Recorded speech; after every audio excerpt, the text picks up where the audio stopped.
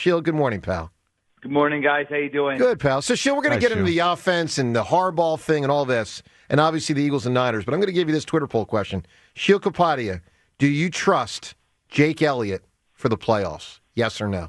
Ooh, that wasn't even on my radar. I'm doing offense versus defense, and I hadn't thought about the kicking game yet. I'm going to say yes, just because he's had seasons before that haven't been great, and he's been a reliable playoff kicker. And I don't say that with 100% confidence in case you can't hear it in my voice. I know. I think most people would say yes the way you did. Yes, because of the past playoff success. But, man, it has been shaky. All right, Sheil, let's get to it.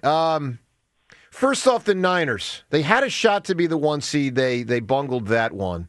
They don't feel to me to be a great team because their defense lacks. But what are they? Are they a great team? Are they a very good team? What are they? No, they're a good team. They're not a great team. Offensively, they are very good, but we saw in that game against the Seahawks that when they go up against a great defense, they can be shut down. So that was kind of an illuminating game. Before that game, they had just been going up and down the field on opponents, and it was kind of a shock when they didn't score a touchdown. Now, defensively, not just bad. I would argue one of the worst in the NFL right now when you look at the personnel that they're working with. They lost all their best players. Nick Bosa, Fred Warner, their first-round pick. All these guys went down with injuries.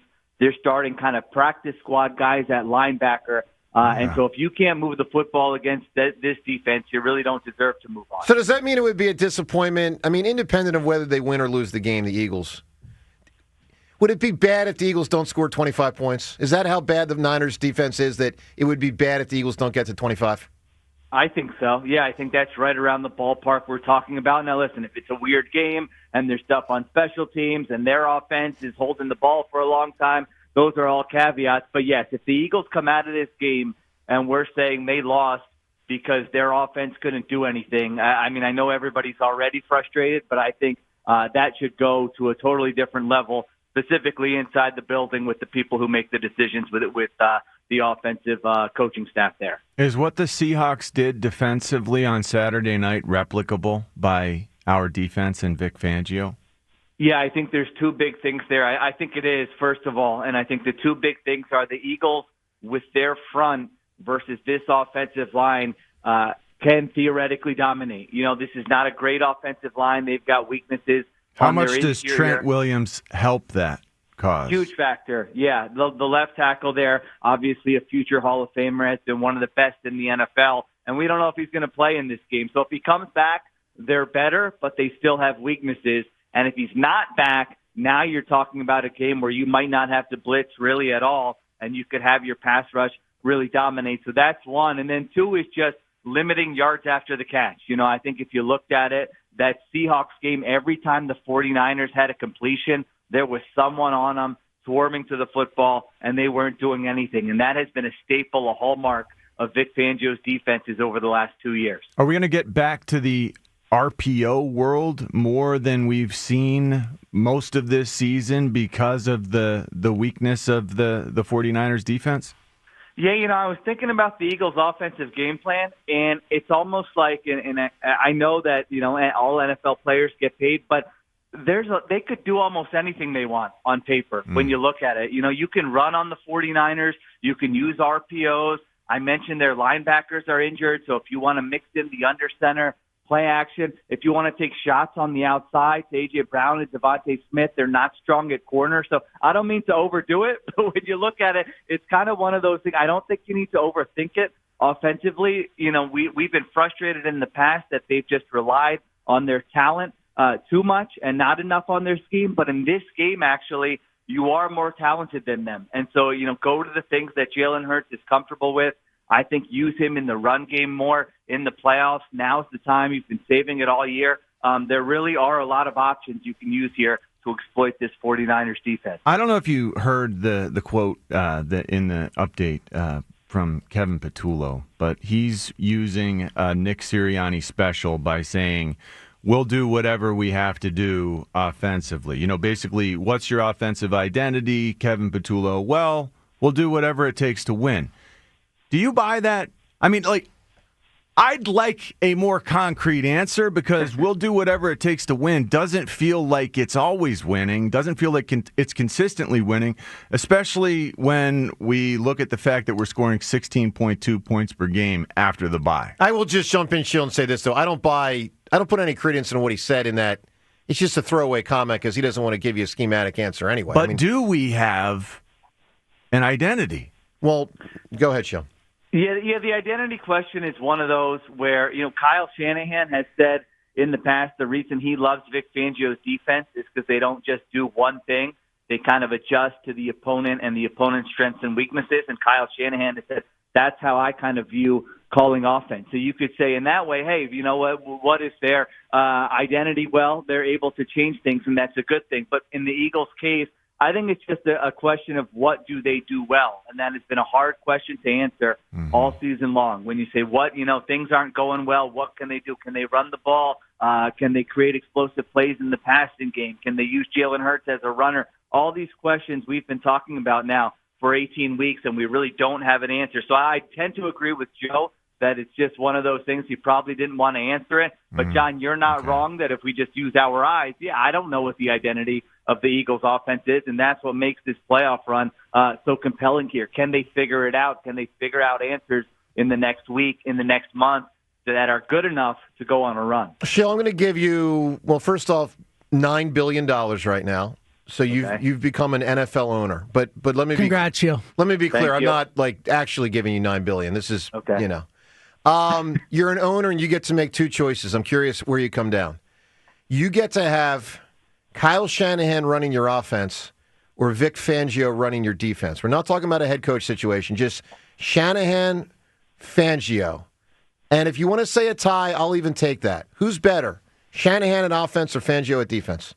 Oh, my gosh. All right, so to answer the question, I think I would say Shanahan, but that's probably based on age and that he'll be doing it for me for a longer time. Okay. Well, let's Take just for this game. Let's just say forget the future. Okay. Just today. For a Like season. who's better? Yeah, who's better? I think Fangio. I think Fangio is better. I think when you look at their matchups in the past, it hasn't been a bunch of them, and they've been a while ago. But Fangio has gotten the better of him, and just the way Vic Fangio took this defense last year from what it was the year before, from what it was at the beginning of the season, and turned it into that Super Bowl juggernaut that we saw at the end. And then this year to lose all those guys in free agency, and you look at it and say, well, they got to take a step back this year. And maybe it has been a small step back, but I think we all go into this playoff run saying Vic Fangio versus any offensive coach in the NFL.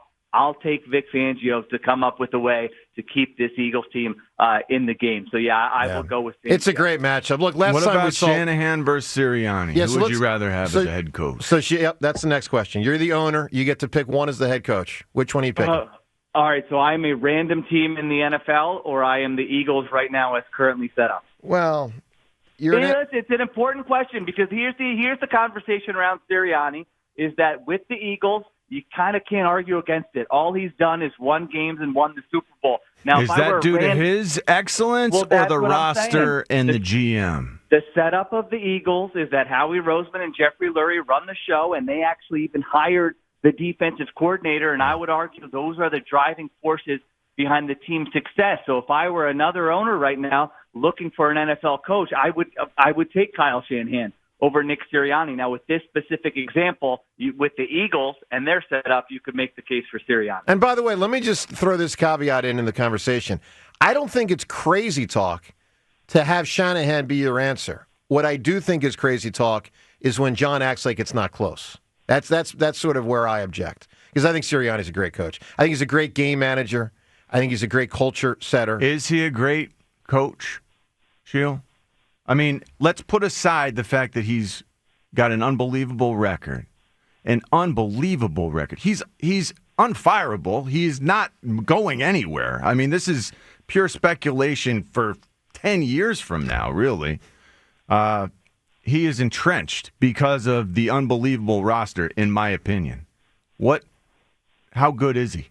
Yeah, I think he's done a great job in this situation. I think the unknown with Nick Sirianni is that if he went to a different team with a different setup, what would it look like? And I am not convinced that if he were in that setup, we would be saying the same things we say about him right now, and that his win percentage would be the same, and that his his Pro Football Reference page that is unbelievable would be the same. So that's where I kind of come down on it. But we might not know that for a very long time because they don't lose a lot of games around here with him. Does it concern you the way that Tanner McKee looked as it pertains to Jalen Hurts moving forward?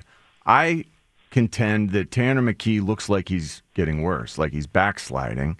And I know that maybe it's because he's out there with the twos against a team that had their starters out there for the most part in Washington. But I just don't feel like it bodes well that he looked as poor as he did. And for all the questions that I've had about Jalen's play this year, I wonder if he's getting the right tutelage that he needs. Do you feel the same way? It was a discouraging performance, but I probably don't put that much stock into it. I think it certainly was pump the brakes a little bit if you feel like he can be a starter in the NFL. But to your point, it was a backup offensive line, backup wide receivers. And so I kind of need to see a little bit more before going that far with it. All right, Sheil, let's get to a couple quick hitters because we got a lot to still move through. Harbaugh, what happened? For those that don't know, John Harbaugh was fired last night by the Ravens. I felt bad for him, Sheil. I'm a big Harbaugh fan. I think we all admire him. What happened? Were him and Lamar not on the same page? What the heck happened? Yeah, there was a lot of reporting there in the previous weeks that, he and Lamar Jackson were not on the same page, and they had issues with Lamar Jackson and his nutrition and his conditioning and some other stuff, and they kind of couldn't get through to him. And I think they looked at it and said, hey, it's been 18 years. We've had a great run.